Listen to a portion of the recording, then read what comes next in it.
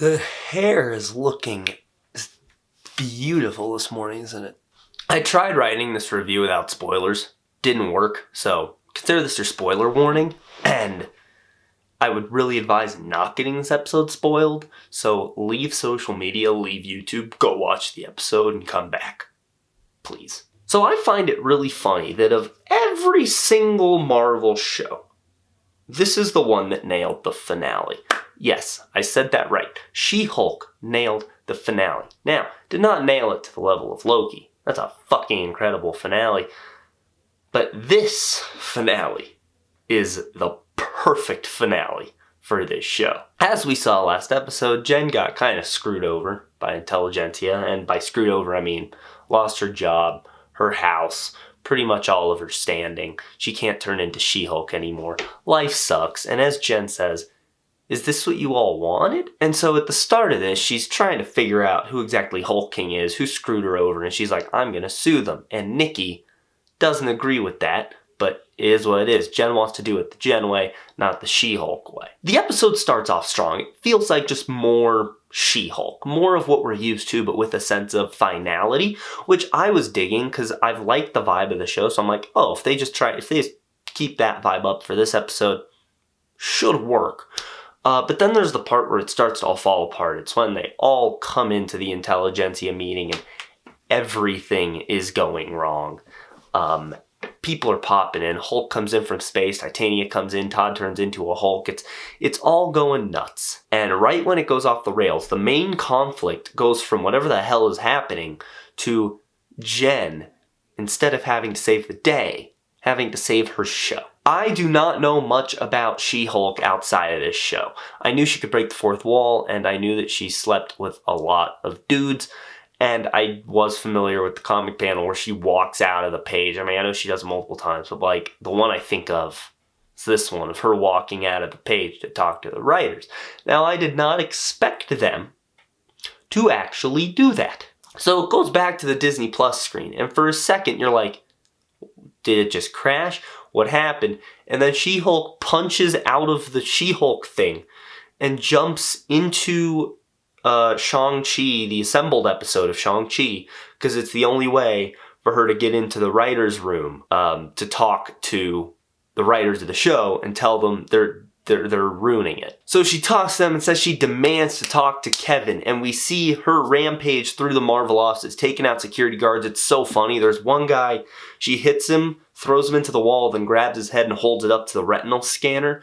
I don't know if Marvel actually has a retinal scanner, but I wouldn't be surprised, although I do know didn't they film it on actual location? I know those streets are outside the Marvel offices. And then she talks to Kevin, who instead of it being the actual Kevin Feige, which I thought it would be, it's a giant robot linked to the ceiling that is just overseeing the entire MCU, and he's surrounded by screens. And then the amount of teases and references and Easter eggs we get in this scene, holy crap. There is no Marvel project that will ever be able to have this much stuff referenced in one scene. So here's what all I picked up on. I know there's smaller things throughout the episode I missed. I'm looking forward to rewatching it again to find those. But in terms of the Kevin scene, here's everything I picked up on. So he said Jen has to turn back into Jennifer Walters off screen because she's too expensive, and the VFX artists have already moved on to the next project, at which point they play some of the Black Panther music because Wakanda Forever's in a month. When she says to write Hulk out,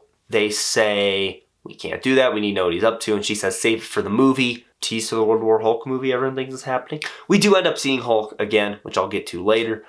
Did I forget to talk about Hulk's son in my She-Hulk finale review? Yes, I did.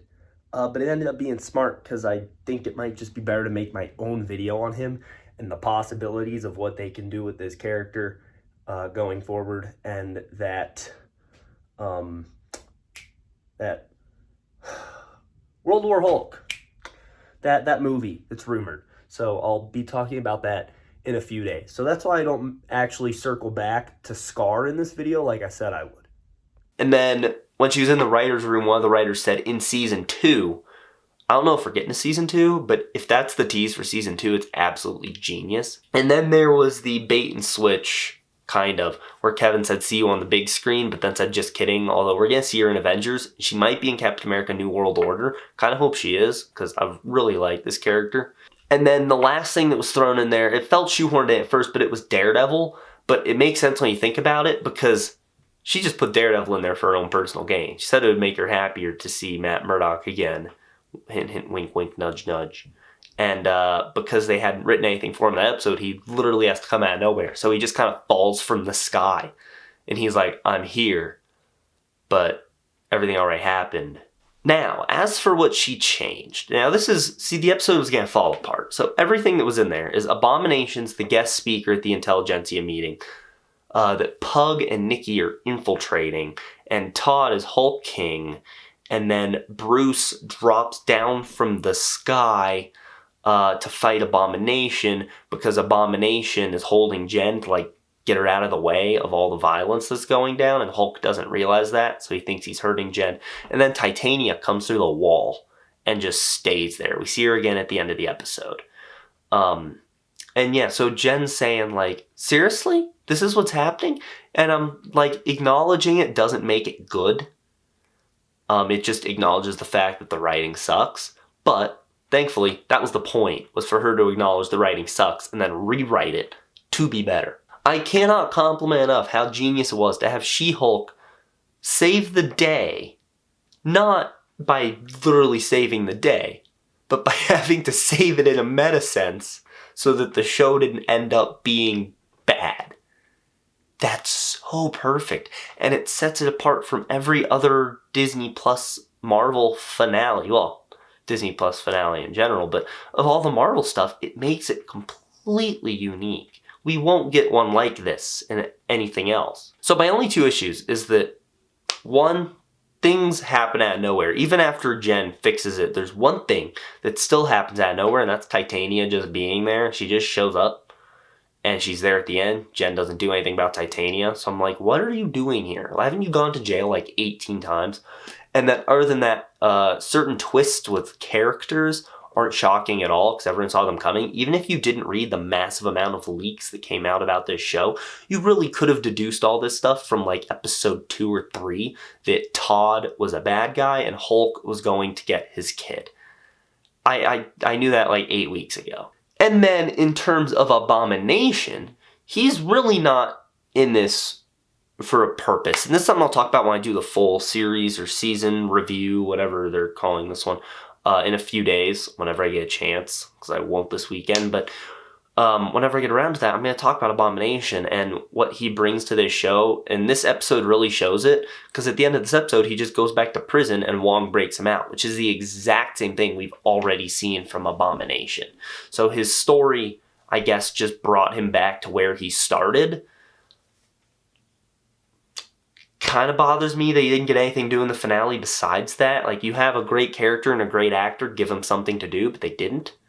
They wrapped up this show in the perfect way. There's literally no better way to wrap up this show for this character. Jen wrapped up her storyline how she needed to. All the other characters' storylines were wrapped up in a very, very satisfactory way that, even with those few criticisms aside, I can't help but still love almost every goddamn second in this episode. They basically took every issue people had and wrote it in.